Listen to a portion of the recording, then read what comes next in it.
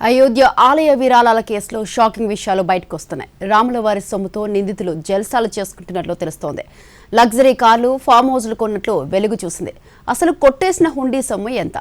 SIT ఎంక్వైరీలో తేలిన సంచలన విషయాలేంటి? ఈ కేసు నెక్స్ట్ టైం ఏం జరగబోతోంది?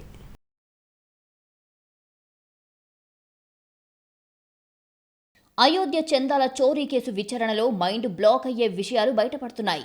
ఇప్పటి వరకు ఈ కేసులో 8 మందిని అరెస్టు చేయగా అందులో 2 ఒకే కుటుంబానికి చెందినవారున్నారు. భారీ మొత్తంలో నిధులు కాజేసిన అనుకల్ప తన బావ లవకుశ్ మిశ్రాను తన పరపతితో క్యాష్ లెక్కబెట్టే టీంలోకి తీసుకున్నాడు. అయితే చోరీ చేసిన కానుకల పంపకాలతో తలెత్తిన విభేదాల కారణంగా ఈ వ్యవహారం వెలుగులోకి వచ్చినట్లుగా తెలుస్తోంది. అనుకల్ప స్వగ్రామం బసావాణులోనూ సిట్ విచారణ జరిపింది. గ్రామస్తులను ప్రశ్నించారు. నిన్న మొన్నటి వరకు సాదాసీదాగా ఉన్న మిశ్రా కుటుంబం పరిస్థితి ఒక్కసారిగా మారిపోయిందని స్థానికులు సిట్కు చెప్పారు. ఇల్లు, స్కార్పియో కొనుగోలు చేసినట్లుగా తెలిసింది. అతడి లైఫ్ స్టైల్ కూడా మారిపోయింది.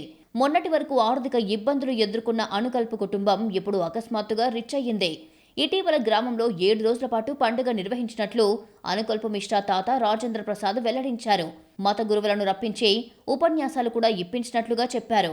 అంత పెద్ద ఈవెంట్కు అవసరమైన నిధులు ఎక్కడి నుంచి వచ్చాయనే కోణంలో కూడా పోలీసులు విచారణ జరుపుతున్నారు. మొత్తం 8 మంది నిందితుల ఆర్థిక పరిస్థితులు, వారి ఆస్తుల గురించి సిట్ అధికారులు దర్యాప్తు చేస్తున్నారు. త్వరలోనే నివేదికను ఇవ్వనున్నారు. ట్రస్ట్ పెద్దలకు ఇంకా క్లీన్ చిట్ లభించలేదు. సిట్ దర్యాప్తులో రామాలయ భద్రతా ఏర్పాట్లపై కూడా ప్రశ్నలు వినిపించాయి. కంట్రోల్ రూమ్ ఇన్ఛార్జ్, భద్రతా సిబ్బంది, పీఏసీ, పోలీసుల పాత్రపై కూడా విచారణ జరుగుతోంది.